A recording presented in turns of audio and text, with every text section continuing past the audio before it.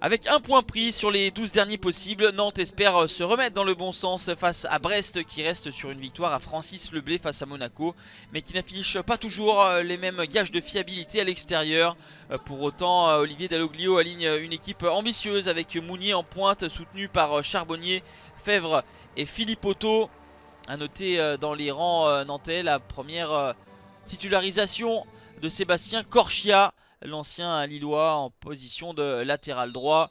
Olivier Dalloglio espère voir ses hommes afficher plus de solidité à l'extérieur qu'ils n'ont l'habitude de le faire. On se souvient de la défaite 4-0 face à Nîmes lors de la première journée. Mais ce sont bien les Nantais qui mènent les débats.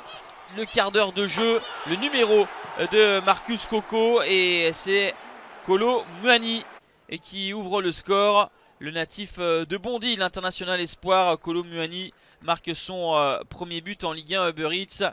Mais quel travail initial de Marcus Coco, l'ancien Guingampais qui s'est joué de toute l'arrière-garde brestoise. C'est exactement ce que ne voulait pas voir Olivier Dalloglio, une défense apathique.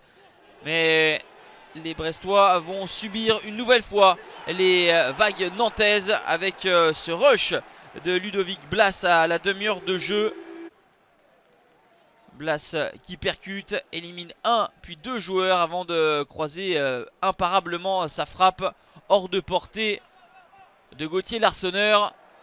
On assiste à une première période à sens unique avec cette fois-ci Fabio qui a dédoublé et qui aurait pu être à la finition. Sa frappe touche l'angle du but de Gauthier Larsonneur. 2-0 pour Nantes à la pause. Une première période qui n'a absolument pas plu à Olivier Dalloglio, qui fait sortir Philippe Otto et Charbonnier pour les entrées de Cardona et Le Doiron.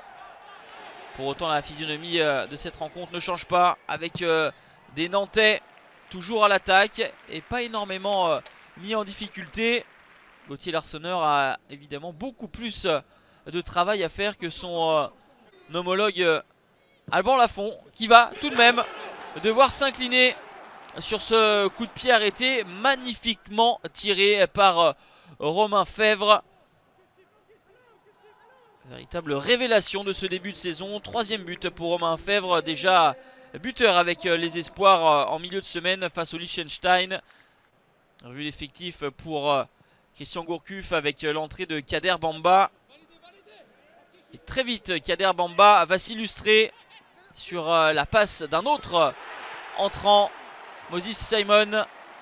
3-1 pour le FC Nantes à la 79e minute, au moment où Brest commençait à sortir un petit peu la tête de l'eau, occupait la moitié de terrain nantaise pour essayer d'égaliser. Et bien le troisième but des Canaries a éteint toute forme de suspense. Dernier coup de boutoir avec l'accélération terrible de Moses Simon. C'est touché par Larsonneur et termine sur le poteau. La moue pour Olivier Dalloglio. Ces hommes sont complètement passés au travers de cette rencontre, surclassée, dominée dans tous les compartiments. On va en rester là. Deuxième victoire de la saison pour Nantes, qui s'impose 3-1 et revient à 1 point de Brest. Des Finistériens une nouvelle fois friables défensivement, qui ont encaissé ce soir leur 15e but de la saison.